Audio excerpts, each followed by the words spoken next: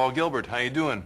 I'm the guitar player for the band Mr. Big, and welcome to my guitar instructional video today. I'd like for this video to talk about some of the things that I feel are the most useful for playing rock and all its different forms. There's so many nowadays. There's, you go into a record store and there's not just rock, there's blues rock. A million different versions of rock, but they're all, in a way, based on that original blues kind of music. So today I'm going to talk about the blues scale and what to do with it, how to phrase, and you'd be surprised how much a lot of this stuff really works when you play in your band, regardless of what version of rock you decide to play. And also try to cover some other things that will help you very practically play in a rock band, because that is the most fun that you can have playing guitar, I think. It's fun playing by yourself, but getting together with a drummer and bass player and a singer is the best thing there is in the world, pretty much. So I want to prepare you for that and have some fun along the way. Hope you dig it. Let's have a good time. And before we get started, we need to tune up, so I'm going to show you one of my favorite chords. This is an E chord. Most people, when they play an E chord, they play it like this. It's a very standard E chord. But I'm going to do something a little bit differently. Instead of using that G sharp note right there, I'm going to move that up to this B note.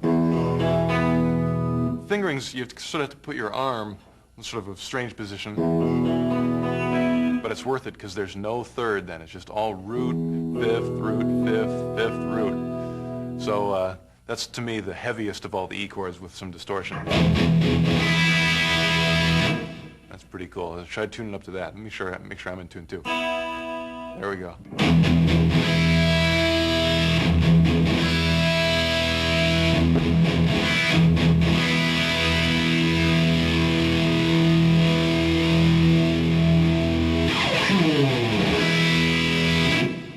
All right.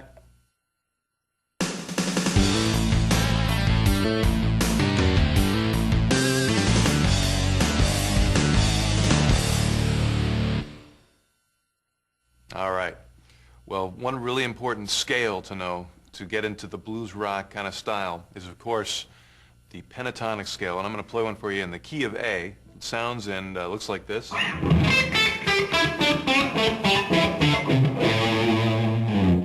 If you've been playing guitar for any amount of time, you've probably seen and heard that scale before. The whole trick to it, or not even the trick, the art to it, is to make that scale come alive with all sorts of things that I'm going to show you coming right up here.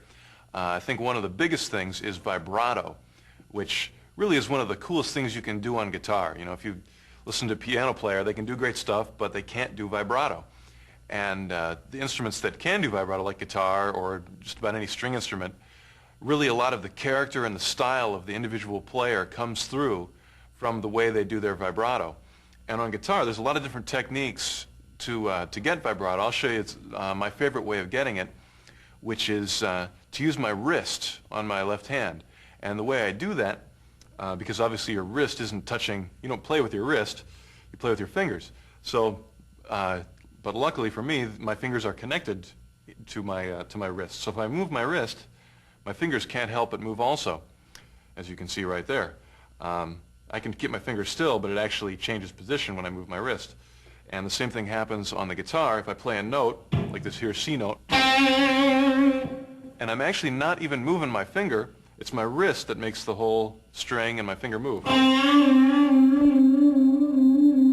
you can see this part of my hand going up and down, and my finger's not doing that. It's just staying in one place and moving like that. And I always have this part of my hand, the top part of my finger, on the bottom of the fingerboard like that. And I use it as a pivot. So my hand just goes like that, my fingers stay straight, and the note moves.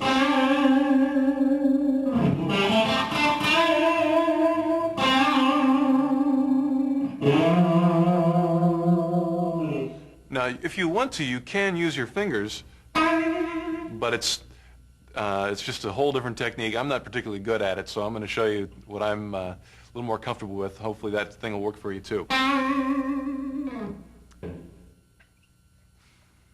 One way of treating the pentatonic scale that works really well for making it more musical also is involves some bending and vibrato. Basically what you do, I'm going to take an E pentatonic scale this time, and just pick any note you want out of that scale and bend up to the next one. So sometimes you're going to bend up a whole step, like in this case, to get to that next note. And sometimes you're going to have to bend even farther, like if you pick this note, you got to get all the way up here. So you got to bend real far there. That's a pretty far bend, but it's worth it. You get that. You can get really cool licks that way.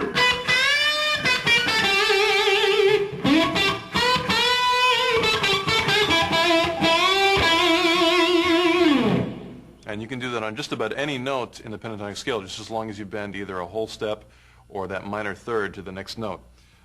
You have to know the scale fairly well to be able to figure that out.